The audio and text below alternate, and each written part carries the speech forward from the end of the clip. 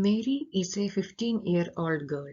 She lost her parents during a heavy monsoon due to landslide and flood. She was sent to a rehabilitation center. She couldn't accept and adjust to what had happened. She was seen always crying. She is not talking to anyone, not eating anything. Once, she tried to commit suicide by jumping into a nearby river. She was taken to hospital. After the psychological assessment, she was diagnosed as having adjustment disorder. Adjustment disorders are stress-related conditions. Most of the time, people adjust to such changes within a few months. But if you have an adjustment disorder, you continue to have emotional or behavioral reactions that can contribute to feeling anxious or depressed.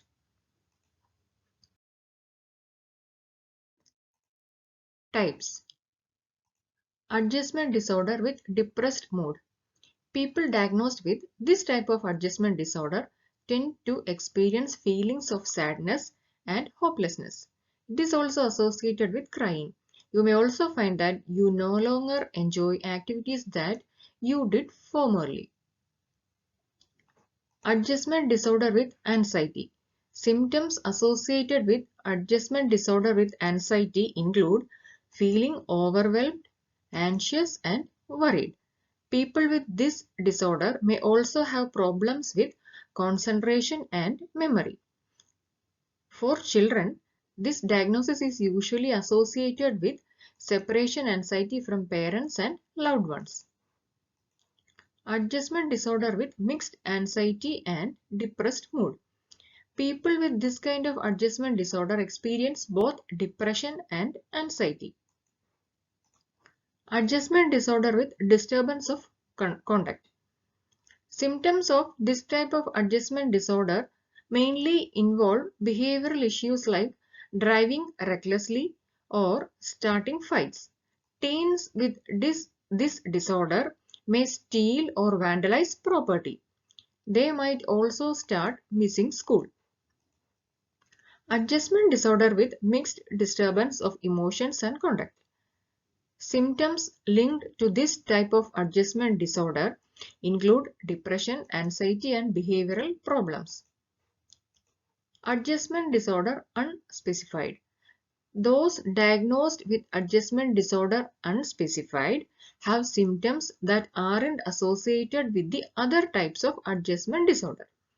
These often include physical symptoms or problems with friends, family, work, or school.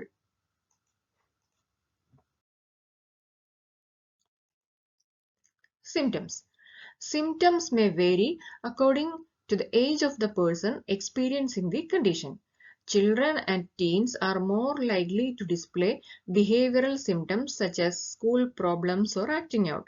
Adults, on the other hand, tend to experience more emotional symptoms. Common physical symptoms: being tired but cannot sleep, body aches and soreness, thinking that you are sick, headaches or stomach aches, heart palpitations, sweating hands. Common behavioral or emotional symptoms: acting rebellious, destructive, reckless or impulsive, being anxious or agitated, feeling trapped, hopeless, crying easily, trouble concentrating, being withdrawn or isolated, feeling sad, lacking energy or enthusiasm, loss of self-esteem, loss of interest in everyday activities, changes in eating habits, feeling overwhelmed and stressed, abusing alcohol or drugs, having suicidal thoughts or behaviors. Causes: single stressor, such as divorce or breakup of a relationship, or being fired from a job, grief and loss. Multiple stressor, example, business difficulties and marital problems.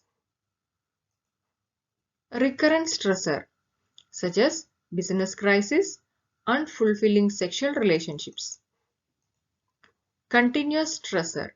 It includes chronic illness that increases disability, residing in a crime-filled community, bereavement. Stressor affecting a community, such as natural disaster, terrorism. Stressor accompanied by developmental events. It can be like going to school, getting married, becoming a parent, leaving the parents' home, or re-entering the parents' home after a marriage or a relationship breakup, or loss of a job, or failure to succeed in a career, retirement. Diagnosis. Psychological evaluation. This evaluation includes a detailed personal history of development, life events, emotions, behaviors, and the identified stressful event. Use of DSM-5 criteria. To be diagnosed with an adjustment disorder, the symptoms must be clinically significant. According to DSM-5, this means that you must meet one or both of the following criteria. The distress is out of proportion with the expected reaction, then the symptoms must significantly impair your personal life, social functioning, or work, school performance, and the attendance. Management. Psychotherapy, also called talk therapy, is the main treatment for adjustment disorder. This can be provided as individual, group, or family therapy. Therapy can provide emotional support, help you get back to your normal routine, help you learn why the stressful event affected you so much, help you learn stress management and coping skills to deal with stressful events. Then medications such as antidepressants and anti-anxiety drugs may be added to help with symptoms of depression and anxiety. Self-care tips. Avoid unnecessary stress. If you are going to start a new job soon, don't add other things to your to-do list. Additional responsibilities may make you even more anxious. Start a healthy habit. Healthy means more than just nutrition in your diet. Healthy habits are also for the mind. Take advantage of the social support in your life. Family and friends are critical when you are feeling high level of stress or going through changes in your life. It may feel good to talk about your anxieties with those close to you. Join a support group. Sometimes it helps to share your frustrations and anxieties with other people who have been through the same type of situations. By hearing their stories, you may find that you don't feel quite so alone. They can also be an inspiration. In the process, you may make some new friends. So, this is all about the adjustment disorder. Hope you like this video. Please subscribe this channel for more videos on related topics. Thank you. Keep smiling.